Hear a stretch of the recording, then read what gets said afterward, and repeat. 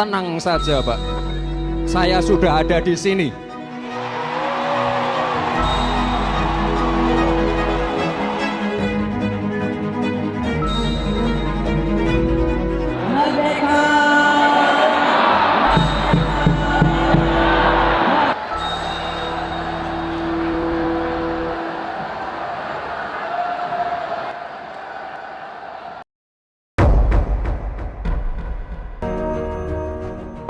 Pesta demokrasi pertama kali disebut oleh Presiden Soeharto jelang pemilu 1982. Saat itu Soeharto mengadakan rapat persiapan pemilu bersama para gubernur, wali kota, dan bupati seluruh Indonesia. Disitulah pesta demokrasi muncul setelah rezim Orde Baru melalui Golkar memenangkan pemilu tahun 1971 dan 1977. Mengapa peran keterampilan komunikasi sangat penting dalam strategi kampanye politik? Halo, Assalamualaikum warahmatullahi wabarakatuh. Perkenalkan, nama saya Nazora Afifah dari jurusan Ilmu Komunikasi.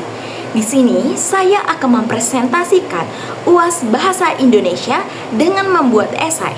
Saya mengambil judul Peran Keterampilan Komunikasi dalam Strategi Kampanye Politik, meningkatkan daya tarik dengan pemilih.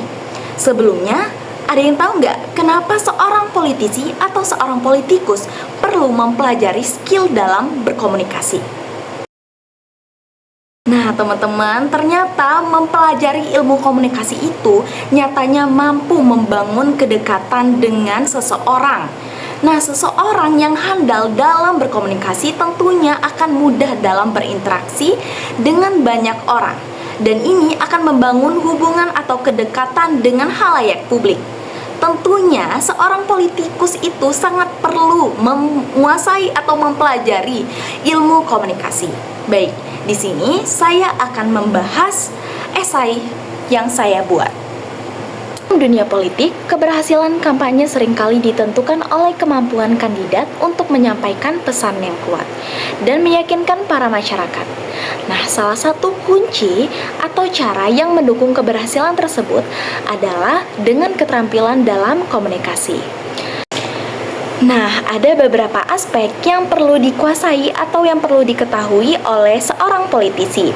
Yang pertama, mengartikulasi visi dan misi dengan jelas. Kira-kira maksudnya apa ya guys? Mengartikulasi visi dan misi dengan jelas.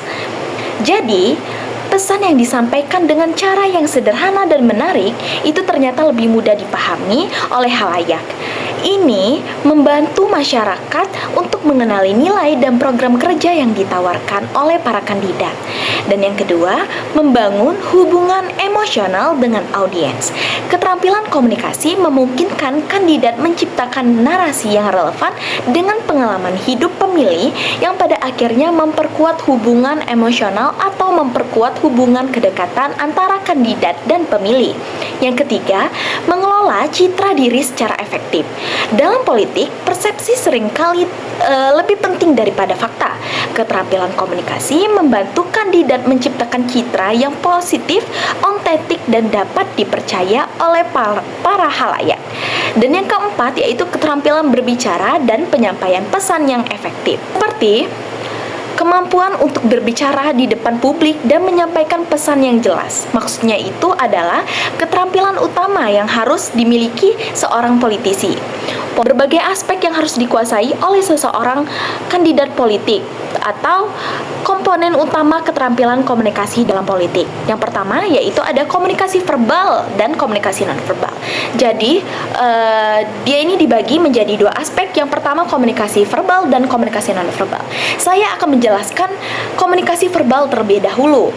Jadi komunikasi verbal adalah penggunaan kata-kata untuk menyampaikan pesan dalam kampanye politik. Ini tuh seperti mencakup pidato, wawancara, dan debat.